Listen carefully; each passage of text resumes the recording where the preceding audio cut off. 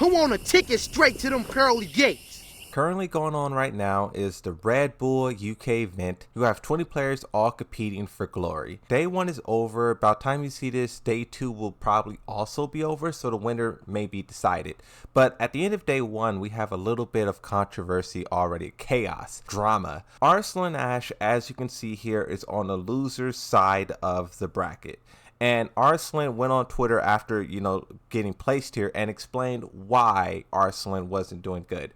And players looked at that explanation and had one of the worst responses to a tweet. Currently, right now, he is #1 on the leaderboards when you talk about the Tekken World Tour points. He's the only person ever to win both EVO Vegas and Japan in the same year. And then also he won EVO 2024 for Tekken 8. So this guy does a lot of great work. And then also you just got to mention 5 EVO titles as well. The Pakistani players had to fight to overcome so much to gain everyone's respect, and rightfully so. When you're entering in a competitive scene, you gotta earn it. But now Arslan has done that. He's on top. And what's been pretty interesting about Arslan, something I just wanted to see, like as a spectator, is how he would overcome the obstacles that Tekken 8 is throwing at him. Harada literally designed this game to counter his playstyle and also Knee's playstyle. He said those two guys were playing so slow, all this Korean backdashing. No, we don't like that. We want you guys to press buttons. We want you guys to be aggressive. We want action.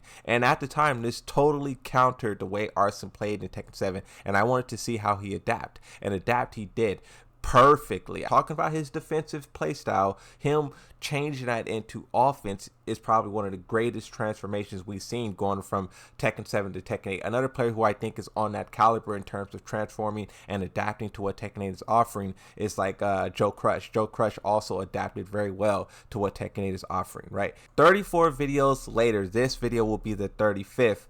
Arslan Ash has had an incredible journey throughout the Tekken competitive scene, and it's been a joy to watch.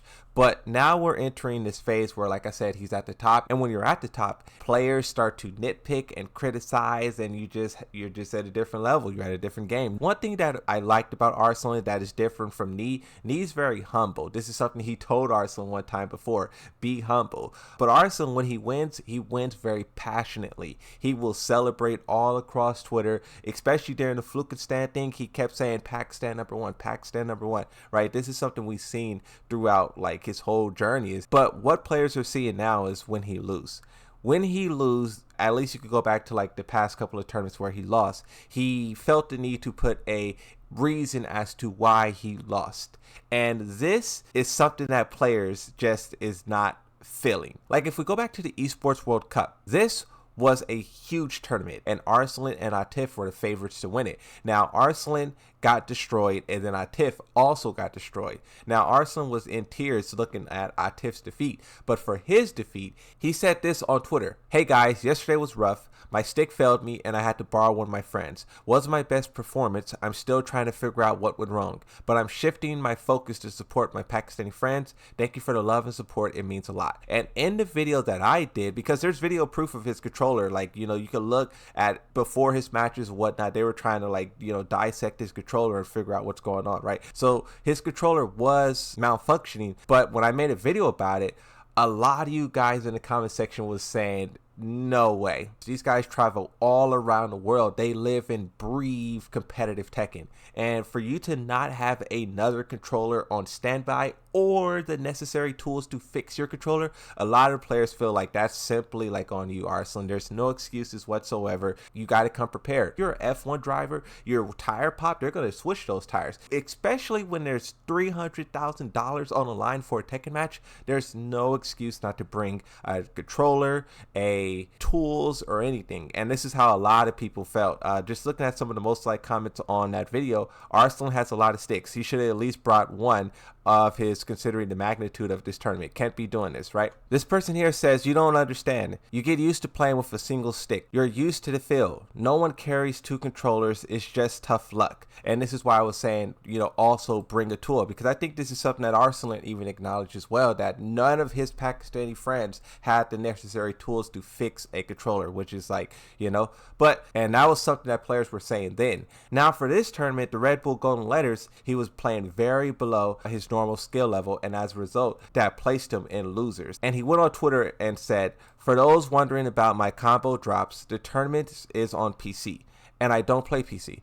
Unfortunately, I missed the organization's announcement about the platform, and I didn't practice beforehand. My bad." And to give him some credit, I do remember a lot of Korean players, a lot of Japanese players complaining about monitors and the refresh rates. And this is why I say I never want to be this good at Tekken. I never want to be so good at Tekken to where the PC throws off my combos, to where lag in the monitor throws off my ability to play. It just seems like a very tedious way to play video games, and I don't want to be that good.